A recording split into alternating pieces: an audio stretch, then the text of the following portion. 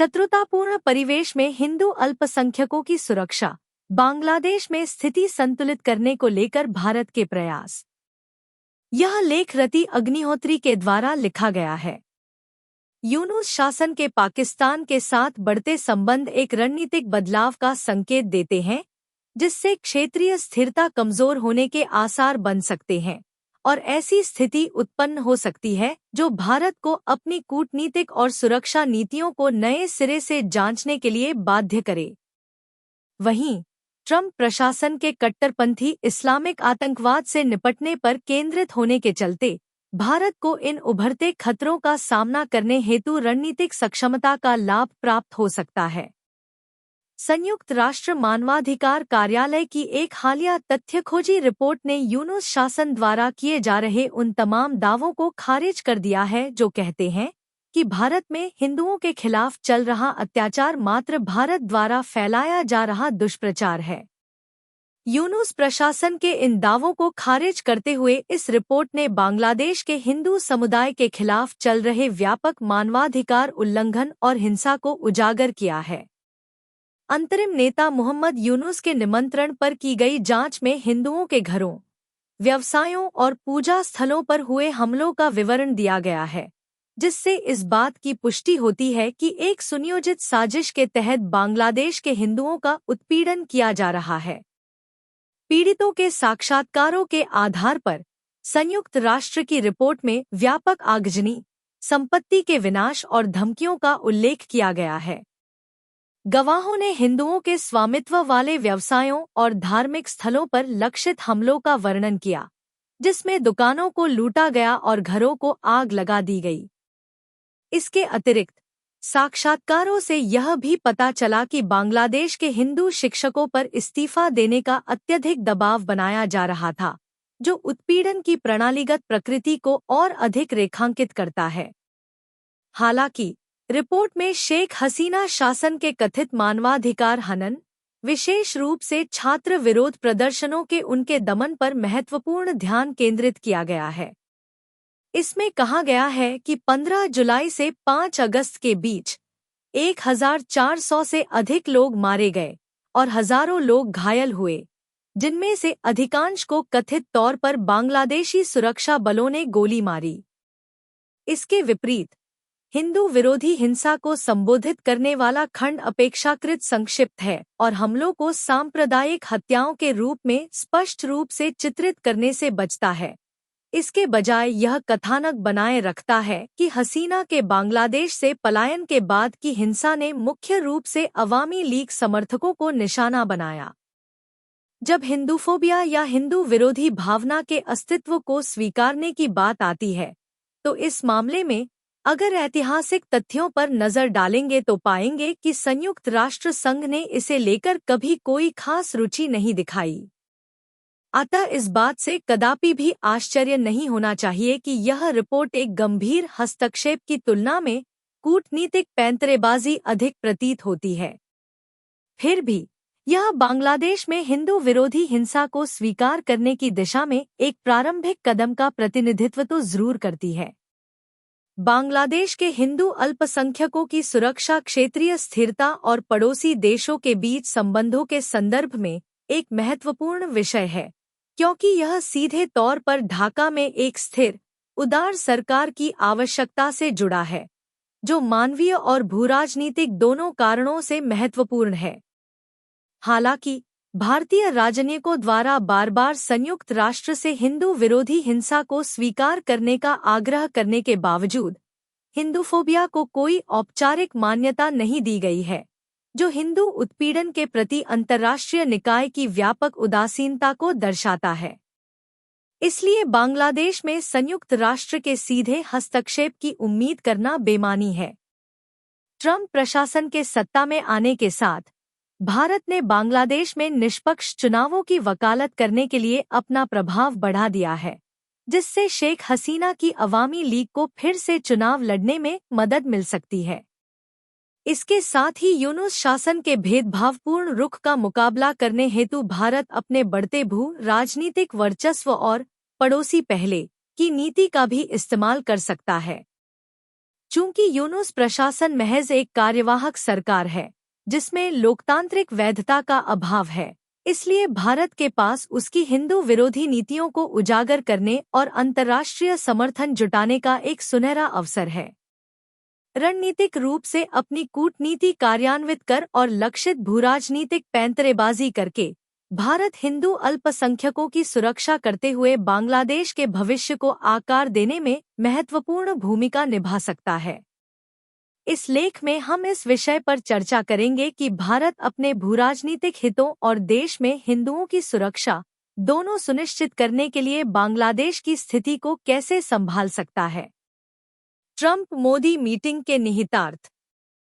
भारतीय प्रधानमंत्री मोदी की हालिया अमेरिका यात्रा के दौरान अमेरिकी राष्ट्रपति डोनाल्ड ट्रंप के साथ उनकी बैठक ने कट्टरपंथी इस्लामी आतंकवाद से निपटने के लिए एक मजबूत प्रतिबद्धता को उजागर किया। उनकी चर्चाओं का एक प्रमुख केंद्र दुनिया भर में आतंकी नेटवर्क को खत्म करना था, जैसा कि भारत अमेरिका संयुक्त वक्तव्य में रेखांकित किया गया है। इस वक्तव्य में जैश-ए-मोहम्मद, ISIS, अल-कायदा और लश्कर-ए-तैयबा जैसे आतंकवादी समूहों के खिलाफ सहयोग की पुष्टि की गई, साथ ही 26/11 मुंबई हमलों की भी निंदा की गई। इसने पाकिस्तान से मुंबई और पठानकोट दोनों हमलों के अपराधियों को न्याय के कटघरे में लाने और अपनी भूमि का इस्तेमाल सीमा पार आतंकवाद के लिए होने से रोकने का आग्रह किया। इस संयुक्त घोषणापत्र में पाकिस्तान के प्रति पिछले बाइडेन प्रशासन के दृष्टिकोण से अलग रुख अपनाया गया है, जो आतंकवाद को समर्थन देने में उसकी कथित भूमिका पर सख्त रवैये का संकेत देता है। ट्रंप द्वारा कट्टरपंथी इस्लामिक आतंकवाद की स्पष्ट निंदा ने पाकिस्तान को एक सीधी चेतावनी दी, जिससे यह स्पष्ट हो गया कि उनका प्रशासन पाकिस्तान को उसके कार्यों के लिए जवाबदेह ठहराएगा। पाकिस्तान ने कड़ी प्रतिक्रिया व्यक्त करते हुए बयान को एकतरफा और भ्रामक बताया, जबकि भारत पर आतंकवाद और न्यायेतर हत्याओं को प्रायोजित करने का आरोप लगाकर ध्यान भटकाने की कोशिश की। भारत के पास अब आतंकवाद के खिलाफ ट्रंप प्रशासन के दृढ़ रुख का लाभ उठाकर अपनी आंतरिक और बाहरी सुरक्षा बढ़ाने का महत्वपूर्ण अवसर है, खास तौर पर बांग्लादेश और पाकिस्तान जैसे देशों में हिंदू अल्पसंख्यकों की सुरक्षा के मद्देनजर। हालांकि इस मीटिंग में बांग्लादेश चर्चा का मुख्य विषय नहीं था, लेकिन ट्रंप ने एक रिपोर्टर द्वारा वहां शासन परिवर्तन में बाइडेन प्रशासन की कथित भूमिका के बारे में पूछे जाने पर इस मुद्दे को संबोधित किया। उन्होंने बांग्लादेश में हुए सत्ता परिवर्तन को लेकर अमेरिकी डीप स्टेट की भूमिका से इनकार किया और कहा कि वह बांग्लादेश के मामले को प्रधानमंत्री मोदी पर छोड़ते हैं। उनकी टिप्पणियों में अपने पड़ोस के प्रबंधन को लेकर भारत की भूमिका के प्रति असामान्य सम्मान झलकता है, जो यह संकेत देता है कि अमेरिका बांग्लादेश के प्रति भारत के दृष्टिकोण में हस्तक्षेप नहीं करेगा। ट्रंप की टिप्पणियों का खास महत्व है, खासकर शेख हसीना को हटाए जाने के बाद बांग्लादेश में हिंदू अल्पसंख्यकों पर हो रहे अत्याचारों के बाद। हालांकि कुछ लोगों को सीधे अमेरिकी हस्तक्षेप की उम्मीद थी, लेकिन बांग्लादेश मामले में ट्रंप की प्रतिक्रिया उनके प्रशासन की व्यापक नीति के अनुरूप थी, जिसमें विदेशी मामलों में अमेरिकी भागीदारी को कम करना शामिल था। बाइडेन प्रशासन के विपरीत ट्रंप की सरकार ने भारत को नियंत्रित करने या उसकी क्षेत्रीय नीतियों को प्रभावित करने में बहुत कम दिलचस्पी दिखाई है। इसके बजाय उसने अपने पड़ोसियों से निपटने में भारत की स्वायत्तता का समर्थन किया है। ट्रंप का रुख भारत को अमेरिका के बाहरी दबाव के बिना क्षेत्रीय चुनौतियों का प्रबंधन करने में अधिक सक्षमता प्रदान करता है। ऐतिहासिक रूप से अमेरिकी प्रशासन ने अक्सर लोकतांत्रिक मूल्यों को बनाए रखने की आड़ में अन्य देशों के आंतरिक मामलों में हस्तक्षेप किया है, लेकिन ट्रंप के नेतृत्व में भारत अमेरिकी हस्तक्षेप के बिना अपनी पड़ोस नीति को आगे बढ़ा सकता है। उनके प्रशासन का दृष्टिकोण भारत को आश्वस्त करता है कि दक्षिण एशिया में सुरक्षा खतरों और भूराजनीतिक चिंताओं को संबोधित करते समय उसे वाशिंगटन से कूटनीतिक बाधाओं का सामना नहीं करना पड़ेगा। राष्ट्रपति ट्रंप के विदेशी सहायता के पुनर्मूल्यांकन के कार्यकारी आदेश के तहत अमेरिकी सरकार ने बांग्लादेश को दी जाने वाली सभी यूसेड फंडिंग को निलंबित कर दिया। 25 जनवरी 2025 के आदेश में राष्ट्रपति के निर्देश का हवाला देते हुए कार्यान्वयन भागीदारों को सभी अनुबंधों, सहायता कार्यक्रमों और अनुदानों को तुरंत रोकने का निर्देश दिया गया। अमेरिकी सरकार द्वारा यूसेड के वित्तपोषण को निलंबित करने के हालिया फैसले के बांग्लादेश के लिए महत्वपूर्ण सामाजिक-आर्थिक परिणाम होंगे। देश अभी भी हिंसक विरोध प्रदर्शनों से उबरने के लिए संघर्ष कर रहा है, जिसके कारण 2024 में शेख हसीना की सरकार को सत्ता से बाहर होना पड़ा। हालांकि मौजूदा प्रमाणों से ज्ञात होता है कि यूसेड का वित्तपोषण भी अमेरिका के डीप स्टेट द्वारा शासन परिवर्तन को अंजाम देने के प्रयासों में उलझा हुआ था। दिसंबर 2024 में न्यूयॉर्क में एक सार्वजनिक कार्यक्रम के दौरान मोहम्मद यूनुस ने खुद माना कि वह सत्ता में एक सुनियोजित तख्तापलट के जरिए आए थे।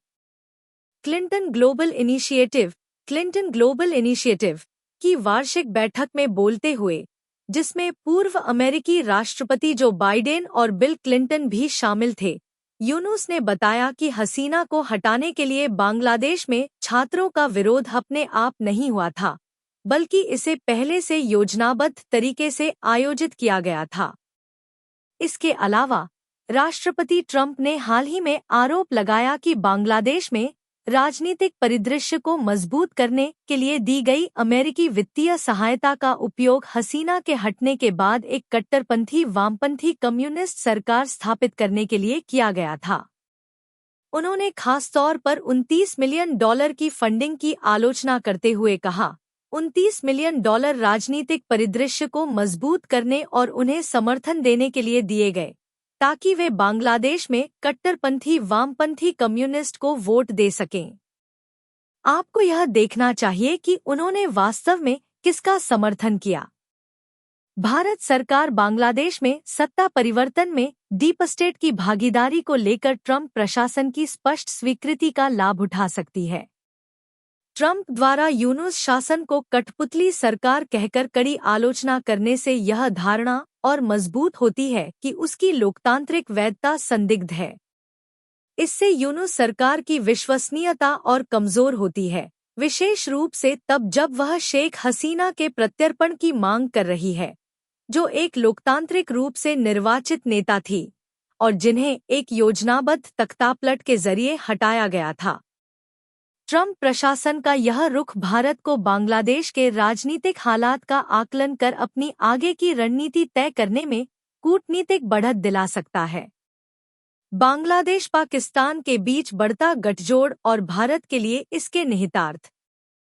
बांग्लादेश में यूनुस शासन ने पाकिस्तान के साथ अप्रत्याशित निकटता को बढ़ावा दिया है, जो क्षेत्रीय समीकरणों में बदलाव को दर्शाता है।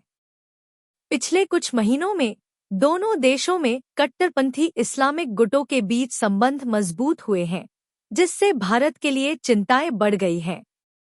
इस नए गठबंधन को जनवरी में पाकिस्तान की इंटरसर्विसेज इंटेलिजेंस (ISI) की बांग्लादेश यात्रा द्वारा उजागर किया गया था, जिसके बाद बांग्लादेशी प्रतिनिधिमंडल ने पाकिस्तान की यात्रा की, जहां उन्होंने देश के शीर्ष सैन्य नेतृत्व से मुलाकात की।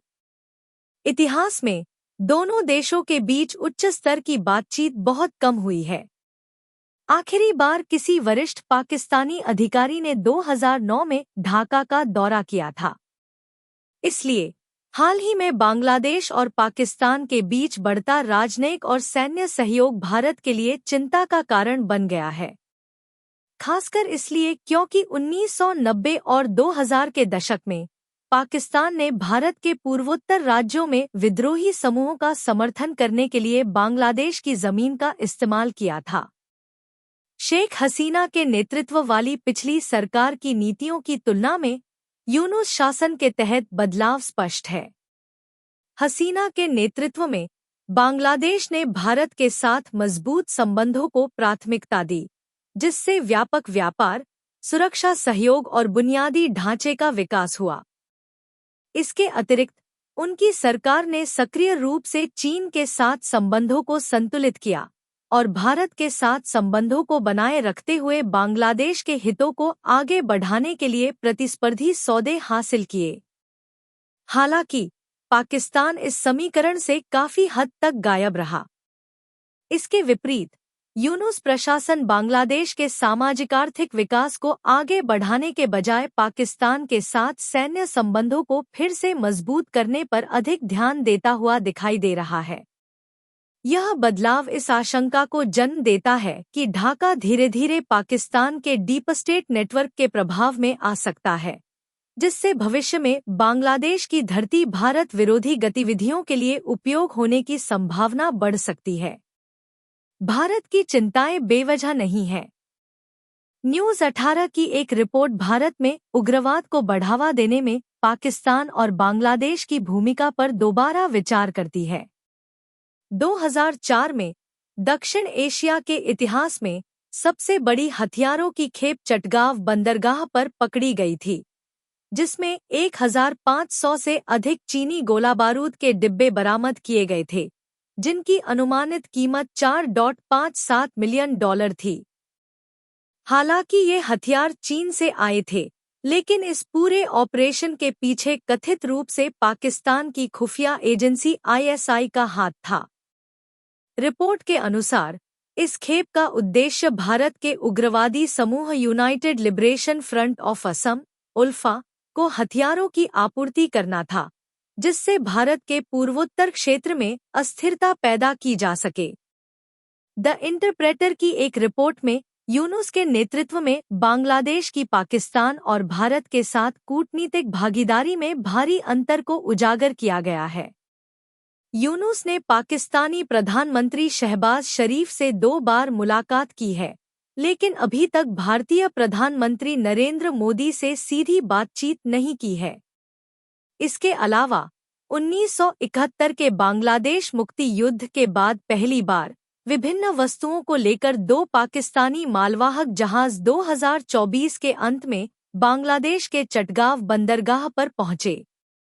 इन चिंताओं को देखते हुए बांग्लादेश और पाकिस्तान के बीच बढ़ते संबंधों को संभालने के लिए एक ठोस और व्यापक रणनीति की जरूरत है, जो क्षेत्र की सुरक्षा को ध्यान में रखे।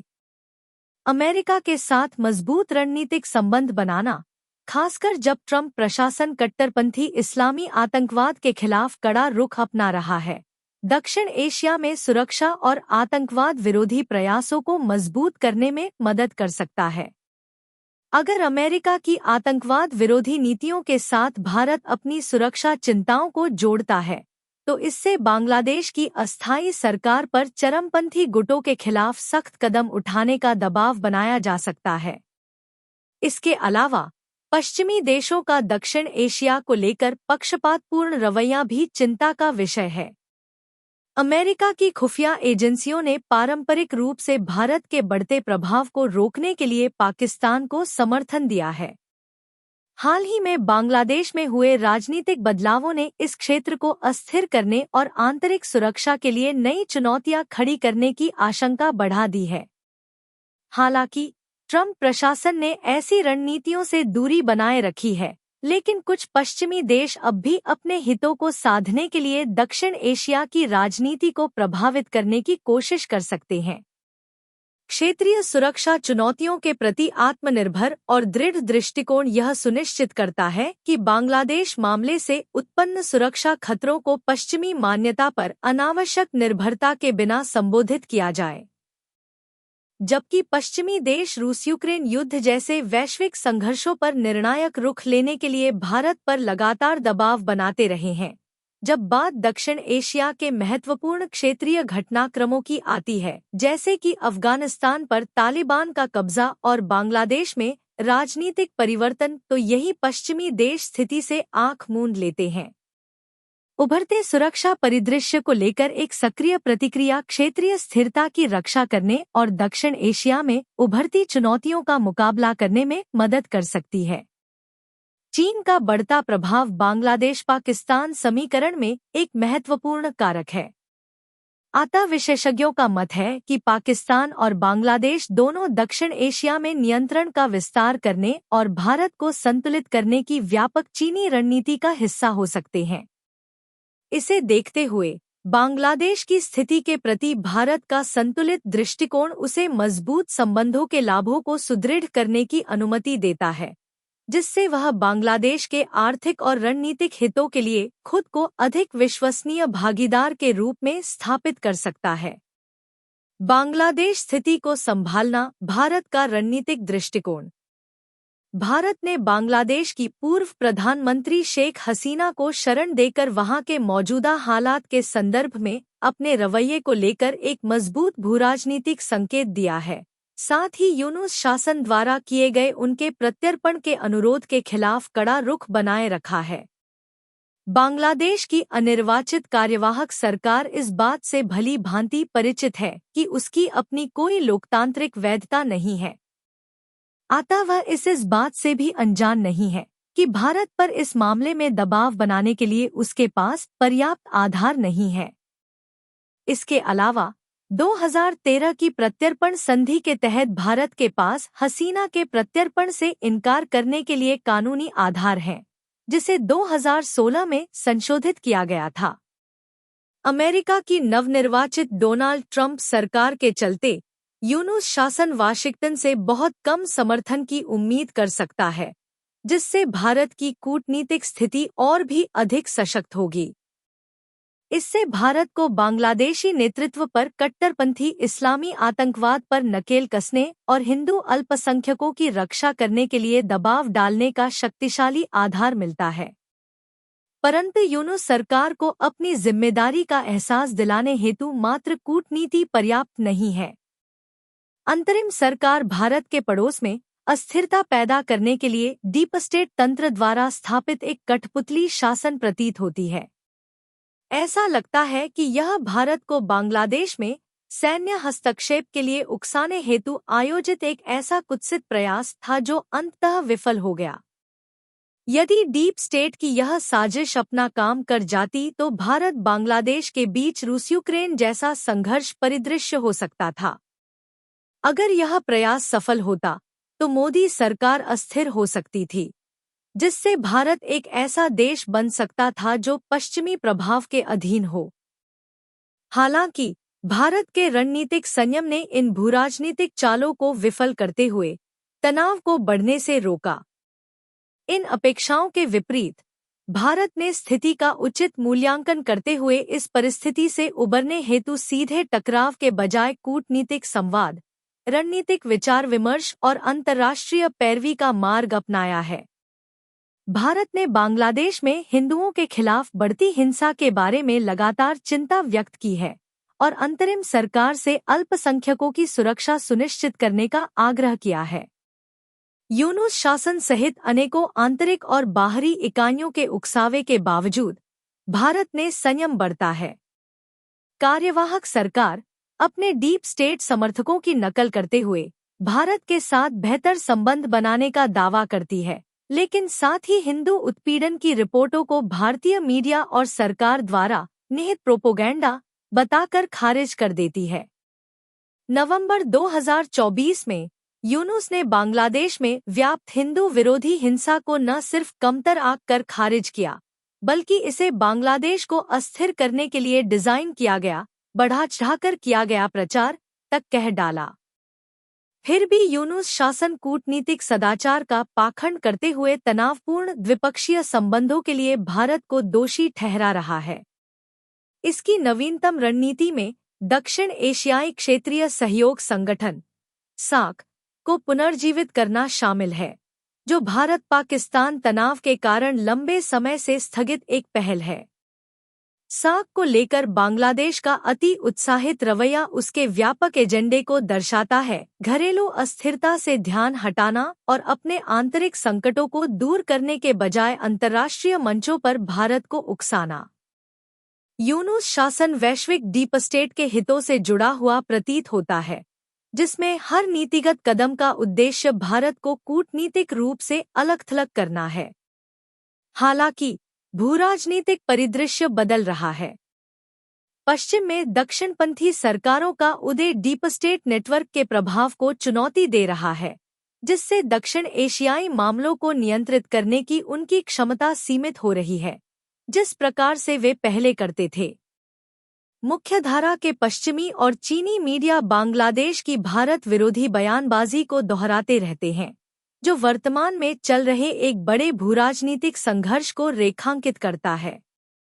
यूनुस शासन की स्थापना का उद्देश्य संभवतः मोदी सरकार को कमजोर करना था, और जब वह विफल हो गया तो इसका दूसरा उद्देश्य भारत के लिए आंतरिक और बाहरी चुनौतियां उत्पन्न करना था। यद्यपि चीन शेख हसीना के तख्तापलट में सीधे तौर पर शामिल नहीं था, लेकिन अब वह बांग्लादेश की राजनीतिक अस्थिरता का भरपूर लाभ उठाने की स्थिति में है। भारत के प्रति शत्रुतापूर्ण रवैया रखने वाली बांग्लादेशी सरकार चीन और पश्चिम दोनों के हितों की पूर्ति करती है। इससे बीजिंग को दक्षिण एशिया में रणनीतिक तौर पर अपने पैर जमाने का मौका मिलता है और पश्चिमी शक्तियों को भारत के क्षेत्रीय समीकरणों पर अपना प्रभाव बनाए रखने का अवसर मिलता है। बांग्लादेश में जनता की बदलती भावनाओं और पार्टी की घटती लोकप्रियता को देखते हुए निकट भविष्य में शेख हसीना की अवामी लीग के सत्ता में लौटने की संभावना अनिश्चित प्रतीत होती है। उनकी सरकार को बहाल करने पर ध्यान केंद्रित करने के बजाय व्यापक प्राथमिकता यह सुनिश्चित करना है कि बांग्लादेश जल्द से जल्द स्वतंत्र और निष्पक्ष चुनावों की ओर बढ़े। यूनुस शासन का दीर्घकालीन सुदृढ़ीकरण बहुत सी क्षेत्रीय चुनौतियों को प्रस्तुत करता है, विशेष रूप से अल्पसंख्यक अधिकारों और लोकतांत्रिक शासन से संबंधित। संयुक्त राष्ट्र सहित अंतर्राष्ट्रीय मंचों पर बांग्लादेश में हिंदुओं के उत्पीड़न के बारे में जागरूकता बढ़ाने से इस मुद्दे पर वैश्विक ध्यान आकर्षित हो सकता है। इसके अतिरिक्त कार्यवाहक सरकार की अलोकतांत्रिक प्रकृति के बारे में चिंताओं को उजागर करने से इसकी अंतर्राष्ट्रीय वैधता प्रभावित हो सकती है। इसके अलावा वैश्विक मंच पर यूनुस शासन के राजनीतिक रुख में व्याप्त विसंगतियों को संबोधित करना व्यापक भूराजनीतिक विमर्श का एक महत्वपूर्ण पहलू बना हुआ है। भारत सरकार ने इस दिशा में पहले ही कदम उठा लिए हैं। विदेश मंत्री एस जयशंकर ने हाल ही में बांग्लादेश के नेताओं को भारत के खिलाफ उनके निराधार आरोपों के लिए आड़े हाथों लिया। ओमान में अपने बांग्लादेशी समकक्ष तौहीद हसन के साथ हुई एक बैठक के कुछ दिन पश्चात जयशंकर ने अंतरिम सरकार के दावों को बिल्कुल हास्यास्पद बताते हुए खारिज कर दिया। उन्होंने कहा, अगर हर दिन अंतरिम सरकार में कोई खड़ा होकर हर चीज के लिए भारत को दोषी ठहराता है, अगर आप रिपोर्ट देखें तो उनमें से कुछ चीजें बिल्कुल हास्यास्पद हैं। आप एक तरफ यह नहीं कह सकते कि मैं अब आपके साथ अच्छे संबंध रखना चाहता हूं, लेकिन मैं हर सुबह उठता हूं और हर गलत चीज के लिए आपको दोषी ठहराता हूं। यह एक ऐसा निर्णय है जो उन्हें लेना ही होगा। इस प्रकार भारत यूनुस शासन के निरंतर उकसावे के बावजूद किसी भी अतिवादी या जल्दबाजी वाली कार्रवाई से बचते हुए एक संतुलित और रणनीतिक दृष्टिकोण अपनाता हुआ दिखाई देता है। आवेगपूर्ण तरीके से प्रतिक्रिया करने के बजाय उसे बांग्लादेश में स्वतंत्र और निष्पक्ष चुनावों की आवश्यकता पर जोर देने के लिए ट्रंप प्रशासन के साथ अपने मजबूत संबंधों का लाभ उठाना जारी रखना चाहिए। यूनुस शासन के भारत के प्रति शत्रुतापूर्ण रवैये और कट्टरपंथी इस्लामिक चरमपंथ के साथ उसके बढ़ते जुड़ाव को देखते हुए अमेरिका के साथ निरंतर कूटनीतिक साझेदारी इन खतरों का मुकाबला करने और क्षेत्र में स्थिरता सुनिश्चित करने में महत्वपूर्ण होगी। निष्कर्ष: बांग्लादेश, पाकिस्तान और अफगानिस्तान में हिंदू अल्पसंख्यकों की दुर्दशा लंबे समय से भारत के लिए चिंता का विषय रही है। हालांकि इस मुद्दे को हल करने के प्रयासों को देश के भीतर कुछ वैचारिक गुटों से प्रतिरोध का सामना करना पड़ा है, जो अक्सर डीप स्टेट वैश्विक हितों से जुड़े होते हैं। यह ट्रेंड सीएए विरोधी प्रदर्शनों में स्पष्ट तौर पर दिखाई दिया, जिसका उद्देश्य इन देशों के सताए गए अल्पसंख्यकों को भारतीय नागरिकता देने के लिए बनाए गए कानून को बाधित करना था। पाकिस्तान पहले से दक्षिण एशिया में लगातार चुनौतियां पेश कर रहा है, इसके साथ ही बांग्लादेश में शेख हसीना सरकार के तख्तापलट से एक नया सुरक्षा खतरा पैदा हो गया है। यूनुस शासन का भारत के प्रति खुली शत्रुतापूर्ण रवैया, कट्टरपंथी इस्लामिक तत्वों का विलुप्तीकरण और पाकिस्तान के साथ उसकी बढ़ती निकटता एक जटिल चुनौती पेश करते हैं। इस स्थिति को रणनीतिक सटीकता के साथ प्रबंधित करना यह सुनिश्चित करने के लिए आवश्यक है कि बांग्लादेश स्वतंत्र और निष्पक्ष चुनावों के माध्यम से लोकतांत्रिक शासन की ओर बढ़े।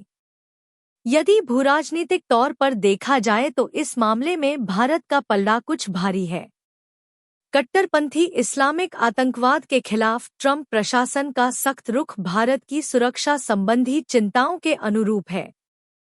बांग्लादेश में जो स्थिति बन रही है, उसका मुकाबला करने के लिए भारत इस संरेखण का कितना प्रभावी ढंग से लाभ उठाता है, यह आने वाले महीनों में उसकी कूटनीतिक और रणनीतिक सूझबूझ की एक महत्वपूर्ण परीक्षा होगी।